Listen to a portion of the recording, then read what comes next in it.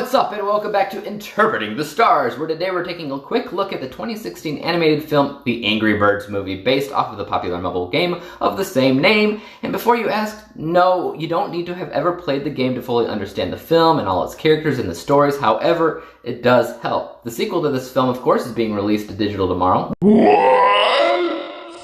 We're watching this film in preparation to see that second film, so let's get into it. The Angry Birds movie focuses on a number of, well, angry birds that live in a community of normal birds that don't quite understand them, and because of that, they're all kind of forced to partake in anger management classes, of course, to sort out whatever grievances they have with everything. And while taking these anger management classes, a number of green pigs arrive in town claiming to be friendly creatures that just want to partay with the birds, but the angry birds feel as if something's wrong. And if they all band together, they might figure out if these pigs are up to no good, and if that's the case, they must find out how to stop them.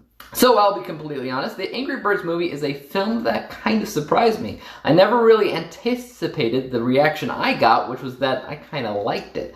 I'm not exactly a hardcore Angry Birds fan either. I've played the games, I've gotten invested in them for a short time, but I never once thought it'd make good movie material, but it turns out that the people behind this film took great effort in doing everything right, particularly with the type of anger these birds are experiencing. Our main bird, Red, is a passive-aggressive bird played by Jason Sudeikis, and my god, the quips they have him rattling off every few seconds is perfect. Without his sarcasm, I probably wouldn't care too much about the film as a whole, but it's the perfect type of humor that works for both kids and adults accompanying their kids. Definitely some more adult-themed jokes hidden just under the surface that I think are pretty hilarious. I'm not sure about other parents.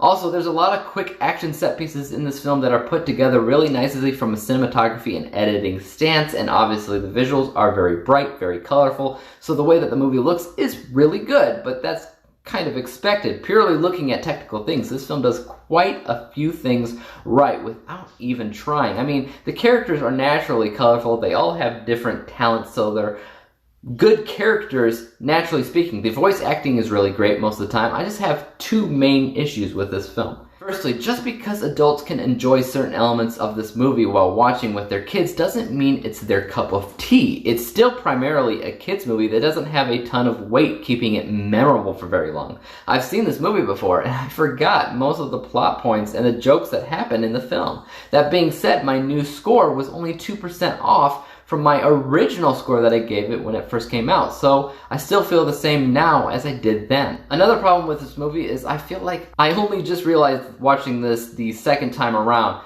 is that it's slightly racist.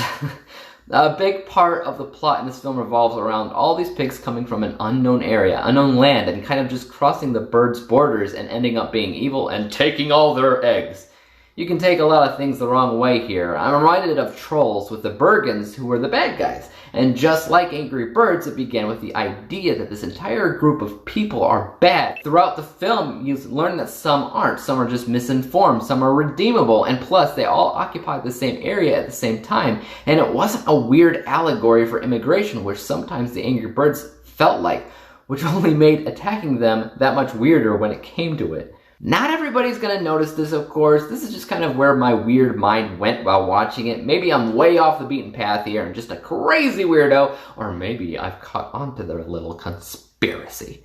Who knows? Whatever the case is, racist or not, it does do a lot of things right from a technical side, and as usual, I look at all the sides and I cannot ignore the good. I gave the Angry Birds movie 78%, 78 out of 100 possible stars, granting it the letter grade of C+. Let me know what you thought about the Angry Birds movie in the comments down below. Did you get any weird anti-immigration vibes from this one, or was it just me? Also, as far as YouTube goes, you know what to do. Hit the subscribe button if you like what you saw and would like to see some more like it. Don't forget about the thumbs up button because that helps out my channel. And also, there's a little bell icon. It's very small. It's awesome though because it helps to notify you when I come out with my next review, obviously.